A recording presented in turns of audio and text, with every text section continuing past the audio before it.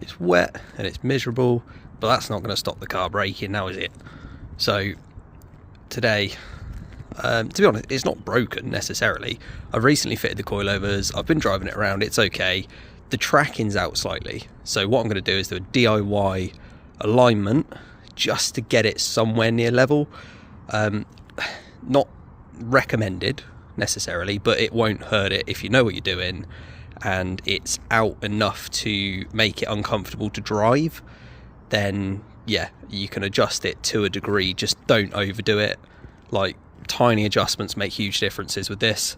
Like, when they do it on the machine, it's fractions of degrees. So yeah, just bear that in mind. Don't go winding threads in two or three turns at a time and expect it to be a minor adjustment. That's a major kind of change. So yeah, we'll see how we end up, but for the time being, all I'm trying to do is get the front toe angle correct. Because I don't know if you can see from here, that wheel is toeing in, sort of pointing in that way compared to the car. And then on the other side, so the steering wheel at the moment is dead straight. This side is kind of doing the same thing, it's sort of toeing in slightly. So I'm going to adjust it, try and toe it out a little bit, hopefully make it feel a lot nicer to drive, because at the moment it just feels a little bit washy, it feels a bit, yeah, unreactive, unresponsive, very understeery. So I'm going to give that a go, see if it feels any better. But also I've got a phantom knocking noise that's developed since putting the coilovers in on this side. So I'm going to check the steering arm, check the steering rack, make sure there's no play or anything like that could be causing, or try and find out basically what's causing this noise, because it's loud enough to be concerning and frequent enough to be concerning as well. So that's the job for today.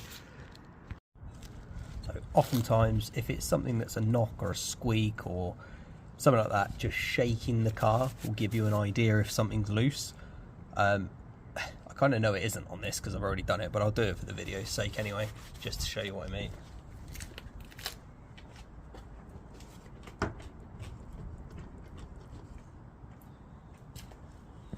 Nothing there's making a noise, so I'm pretty certain it's something that can't just be jostled. But yeah, we'll dig in and we'll find out. So I've just jacked the car up, and I thought this would be a much harder problem to find. However, it might be immediate, because this is one wheel just barely off the ground now. First thing you do is just give the wheel a shake, see if it's a bearing, see if it's something that's holding something together. And this is what I found.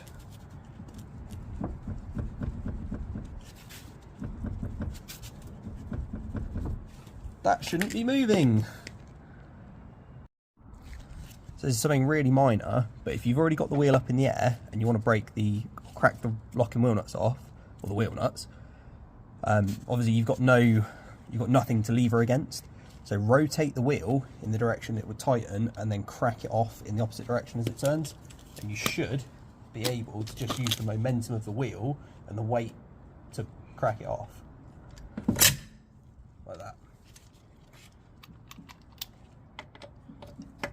So you don't have to go too mad with it. I've done the others, but there you go. Quick, easy, dirty method. I'm hoping I can catch this on video because it's really hard to see. The angle I have to be at to move the wheel, it's either going to be moving here, this will be jostling, it's going to be moving here in the wheel bearing, could be moving up here.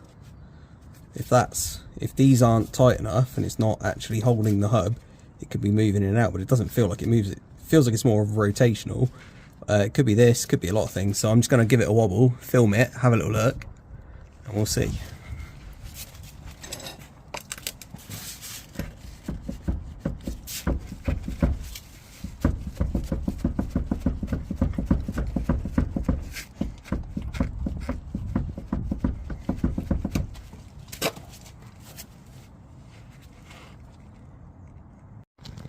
So it might not have been clear in the video. In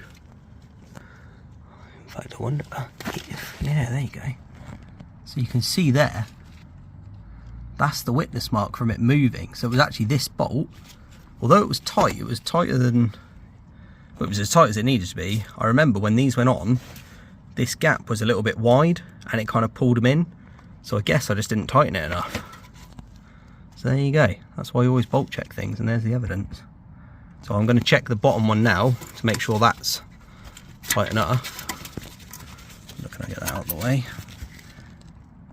Because it looked fine for all intents and purposes, but I guess it was actually moving, which is insane. So there you go. Hopefully that was what the problem was. I'll give this one a go now and see if it's definitely that. I don't know, can I do this one-handed on camera, but we'll see. So, come on. Is that on there? No, it isn't. That's on there. And then, yeah, see, it's, I mean, this is with a completely oversized breaker bar, so I'm not surprised it's moving, but it definitely doesn't feel tight even with being this big of a breaker bar. So, come off. Yeah, I guess that's what the problem was. What I'll do is I'll put it back on, I'll chuck a wheel on, give it a wobble. I checked as well to make sure there was no play in the spring, wasn't the spring loose or anything, but that's all fine. I mean, that's not moving, but it was here. It was, you could feel that rocking.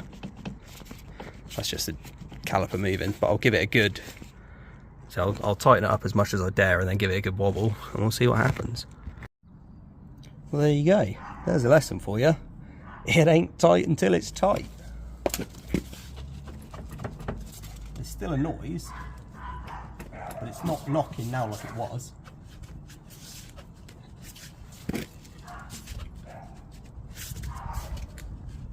Yeah. I think that's a job well done. Right, now to get on with the tracking. So this is what adjusts the toe, which is, I'll do a quick explain. I'm not mechanically minded, but this is a quick explain. So you're at the front of the car, your toe, if you think your wheel's in line, is whether it's pointing out or in.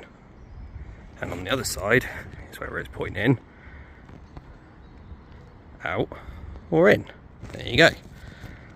So towing in, i.e. both wheels are pointing inwards, makes it very understeery, feel a bit loose, a bit washy, and then towing out will make it feel the total opposite, very twitchy, very much that if you turn the wheel very slightly, your car will turn.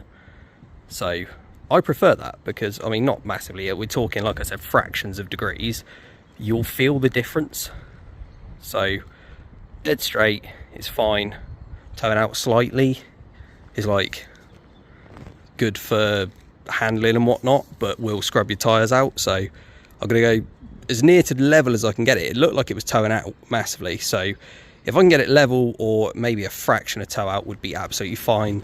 I do need to get the tracking done professionally with lasers and whatnot at some point, but for now this is just an eye alignment because it just feels very washy, and I'm just trying to get rid of some of that so I can drive it confidently. But yeah, that's what adjusts the toe, is the track rod end, or steering arm end. It's actually steering rack. This, the position of this, will obviously, where it's bolted to the hub, if you pull that in, it's going to push the front out, which is towing out. And if you widen it, you push that out, it's going to push the front in. So all I'm going to do is loosen off this locking nut, wind that to pull this in, and that will pull the front out and that will tow out slightly. I'm talking a maximum of like half a turn because it's so close to being fine, but I'll just do a half turn on each side. The steering wheel's dead level, so that's not an issue, but I'll do a half turn on either side, and then the only way to check it without a machine is to drive it around. So I'll take it for a drive, and if I need to do it again, I can do it again. That ain't too much of a problem. I'm very aware this is a very talky video and not a very doey video, but for info, you need a 13mm to rotate that, and you need a 19mm to break that locking nut off and then tighten it again afterwards. What you'll find with anything of this age is that the threads on there are not good. So just about, maybe I'll get 1 or 2 threads out of it. I'm only going for half a turn at maximum, so we'll give that a crack. I'll wire brush it. If it feels like it doesn't want to go, I'll leave it as is. If it needs a new inner track rod, that's fine. We'll see how we go. I'm just going to wire brush it for a minute and we'll see what goes. Also, I hope it goes without saying, try not to breathe this in, because that is rust, crust and brake dust, and it will not give you a good day. It will give you, in fact, a bad day. So once again, Toyota's proving that they really did make them right in the 90s. This locking nut is now freed off. It took a little nudge and then it just went. So all I'm going to do now is wind it back. So as it is now is exactly as it was. It hasn't been adjusted. So if I was just to lock that back off, that would be where it was. I'm going to make a mental note of exactly where that is and then rotate it round half a turn, lock it back off. Well, it will be back in the nut off half a turn, winding it in and then locking it off, and we should be fine. So we'll see where that lines up now. I'm just going to back that off, wind that in, it'll pull that in, push the front over, and should give us a tiny bit more toe out, which feels like what it needs. To drive, it's very washy, it's very indirect. So yeah, we'll give that a crack. So hopefully this angle shows a little bit more what I mean when I say toeing in, toeing out. So that now is slightly, well, it's more in line than it was. It was pushing in slightly. And to continue the theme of using random pieces of wood to do mechanical stuff, if you put something directly across the centre of the wheel and look from above, you'll see the angle it's at. You see how that's wider on the left than the right by a fraction. So it is toeing out very marginally. And if we come around to the other side to compare, you'll see that one's toeing in slightly. So it is going to be pulling, this side is going to be pulling in and that side's going to be pushing out. So I do need to adjust this side out and then it should be level. It should feel a lot nicer, because obviously toeing in sucks. So yeah, I'll do that now. It is just starting to rain in typical fashion, so I'll try and get that one smashed off quickly, and we'll go from there. Yes, this side's just as rusty. So one other thing I wanted to mention is that if you're doing big adjustments like half a turn, more than half a turn, you've got a boot in here that's actually supported on this shaft. If you're moving this loads, obviously that is like clamped on. So it's going to turn with it and you're going to tear your boot, and then that's a bad day. Loosen this off. This is just a little circlip, so pull that off, let that spin freely, spray some WD-40 lubricant, whatever you've got. Make sure that doesn't bind onto this as you're turning, because that's going to tear your CV, your drive shaft boot, and then that's another job. So you don't want to make extra work for yourself. So yeah, only for big adjustments. If you're doing quarter turn, that probably won't be too much of a problem. So I have just done the one thing I hate, which is try and film an informational YouTube video in the dark. But yeah, I'm done. I hopefully talked enough to where there's an understanding but not a boredom. I probably crossed that line several times, but there you go. She's done. It is raining. My windows are open. I should close those. I'm going to go drive it, see how it handles. It's either going to go well or it's not going to go well. It's something you can adjust infinitely, so I'm not too concerned if it is still out, but hopefully it feels a little bit better. It's definitely going to feel better with that corner tightened up a little bit more. Hopefully that's going to stop it from wallowing around as much, because it is on stiff springs. Well, the suspension itself is quite stiff, so it should handle very well. It started off handling very well, so it can only have got better.